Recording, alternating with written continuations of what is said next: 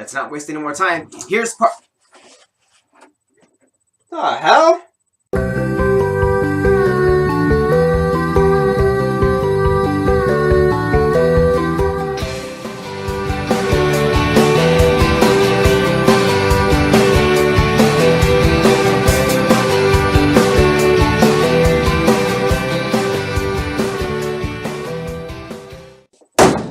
Hey guys, Quantum here, and welcome to part 2 of our exclusives discussion. As the second half of the installment, we're going to be talking about the exclusives that I missed. These include Ghost Tricks, Heraldic Beasts, and of course, Battling Boxers, as well as what impact can they make on the game, as well as on themselves. First, the good. Now, I've played these decks many times before. I ran Heraldic Beasts, and I tried on Battling Boxers. I had the deck for a while, and I had Ghost Tricks. But unfortunately, as far as anything goes, I don't think they're going to be anything special. Now, once again, to clear everything up, these decks are not bad, okay? They're not horrible. They're anything but. However, they just, I don't know, I just don't see them as anything special. Okay, maybe not meta-wise competitive, but what about casual play? Will they make an impact on themselves? Oh, that's why we're here to discuss them. Let's start things off with Ghost Tricks. Now, Ghost Tricks tried to become a thing about a year ago, but it's been said that Burning Abyss were the ones that kicked them off their pedestal.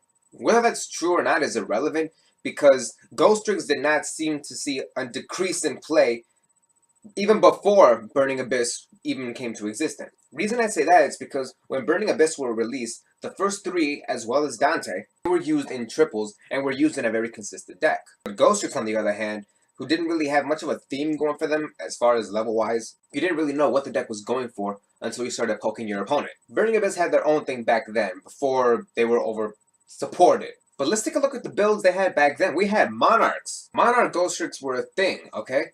That was before Monarch started getting more of their support coming out. And then there was also the controversial Dark Creator build. Yeah, that Dark Creator build that was supposedly considered to be a pure Ghost Trick deck. Once it was revealed that they were going to have an exclusive coming out in the name of Dork Lord, and to make matters even worse, Korea had their own exclusive, and because before then we did not know if we were ever going to get any exclusives outside of the US, and because we saw how good the support is, or was, we just didn't want to wait anymore. It happens, but if you're really committed to the deck, I doubt that would apply to you. Now, Ghost Tricks were seen as a very fun deck. If we were to build a deck right now of Ghost Tricks, I'm pretty sure the deck would be okay. Ghost Tricks are pretty fun to play, and their strategy to poke the opponent little by little for game is pretty long. When push comes to shove, it can be pretty hard for them to hold their own. Last time we saw Ghost Tricks, they barely had most of their support, by which I mean they were barely running their support with the deck. But it's Dork Lord that makes them look Well, I already made a video discussing Dork Lord, so I'll leave a link to the description below if you want to check that out, because you know, more on that. Looking back on it, I can clearly say that Dork Lord, while she does have her benefits, is that right now she almost feels like a disappointment. Like, really? A win condition? I mean, the best part about Ghost Tricks were that you get to poke your opponent each turn. Okay, let's take number 88, Gimmick Puppet of Leo, for example, and its Chaos version. Now, those are win conditions for Gimmick Puppets. But no Gimmick Puppet player, as far as I know, ever ran them. Because puppets can easily make rank 8s, powerful rank 8s, but with the win condition, it seems kind of contradicting. With the rank 8s, they could summon to potentially OTK. Why summon Big Leo if you can't even protect him with back row? Because you can't even pull off the win condition with that. And just like with Dork Lord, yes, it can win games a lot quicker because, let's face it, look how long Ghost Trick matches last. 500, poke. 700, poke. 300, poke. Ooh, look, 1,000, poke. And poke. In a way, it kind of takes the fun out of Ghost Tricks, and it kind of takes away what Ghost Tricks are about. Hell, imagine Cleaforge with the win condition. But at least that win condition doesn't take up as much of a restriction as Gagagas do. Okay, impact-wise, can it make any impact on the game whatsoever? Or on the meta? This deck is not going to see anything more than casual play. But also, experimentation. And with that, I leave you all with your Ghost Trick needs. Alright, next up we got Heraldic Beasts. At best, they will probably be borderline tier 3 or 4. At best, because of their graveyard support. Let's get the obvious thing out of the way here, okay? Their field spell sucks. And it doesn't really do much except for focusing on the parts that it shouldn't be focusing on at all. Which is the Xyz reliant part. It's bad enough that their exceeds rely on the opponent to go against common sense in the most specific situation in order to pull off effects. By this point, after much playtesting, of course, Heraldic Beast players, as well as myself, have found that at least one copy of the field spell, or no copy at all, is best to be just teched in. But it's still overall garbage. Now, Amphi, on the other hand, rather than just mill yourself in order to pull off Leo's effect, you can easily just ditch this card. With Amphi's effect, not only will you get a search, but you'll also still have a free normal summon. All while special summoning Amphi. Unfortunately, that's it. So its only good scenario is if you got both this card as well as Leo in hand. The good thing about it though is that you get to run 3 of each. Upside is even if you don't ditch Leo, but someone else instead, you still have the potential to normal summon, as well as go for a rank 4 afterwards. What scares me about this card is its effect, because, well, it's summoning condition, but its effect. It gives me nightmares because this is the type of effect that Konami would definitely give Galaxy Soldier. And then we have number 18. It's a floater, it exceeds reliance, but it doesn't matter. Its grave effect is what matters. Thank God he can easily be special summoned. Now, Heraldic Beasts could have been good. They could have been good at least 2 or 3 formats ago, if they were given this support.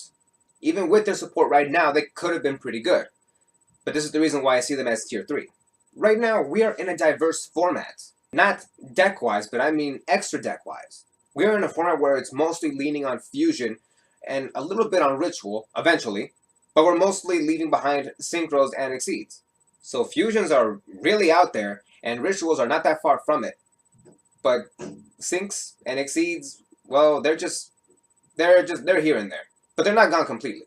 Like I said, they would work a couple formats ago when it was nothing but exceeds, you know, Fire Fist format and Dragon Ruler format. Maybe, just maybe, I'm just saying. I doubt it, but I'm just saying. Even so, the advantages that Heraldic Beast would have right there is that you knew everyone was running a bunch of exceeds.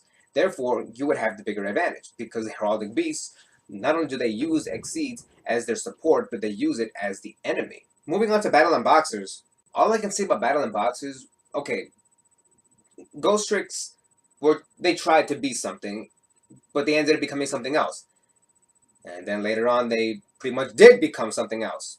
Then we got Heraldic Beasts that, well, they could have been something, but no one really gave them the chance. Except for that one guy. Just the one guy. And I applaud you. But imagine if he ran the deck that topped, not that long ago, a couple months ago I want to say. Imagine if he topped that with the support from Japan. Would that change anything? We'll never know. But Battle and Boxers, well, I've seen them in action before. And all I can say is that they can try. They can try to become something. This is not sarcasm here. Like, I am actually being serious. They can actually try to become very good. Being a rank 4 toolbox deck, it shouldn't really be that surprising. I mean, look at all the rank 4 toolbox decks that were out there that were rank 4. And they did really totally well. Okay, you got Evil Swarms, you got Fire Fists, you got Trap Tricks, and let's not forget Boojins! Just give them the right staples and the right amount of hand traps and just watch what happens. Though not as strict as Gaga's mantra. There is only so much that they can do. I don't know, maybe one of the reasons why I see so much potential in them right now is because of their fire type. With the massive popularity in Infernoids, as well as the topping of Volcanics, that hype, baby, the hype. Maybe these guys can see some competitive play.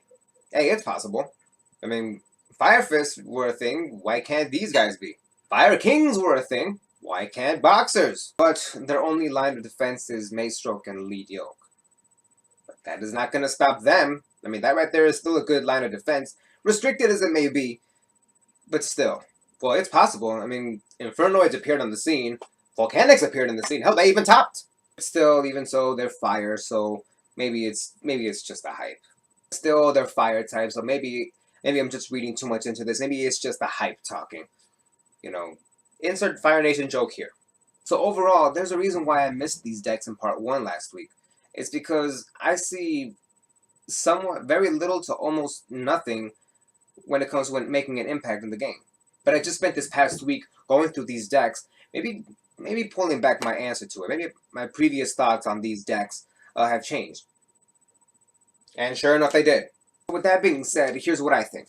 Ghost Trick players can experiment, okay? Why else would Ghost Trick Monarchs or Ghost Trick Dark Creator exist?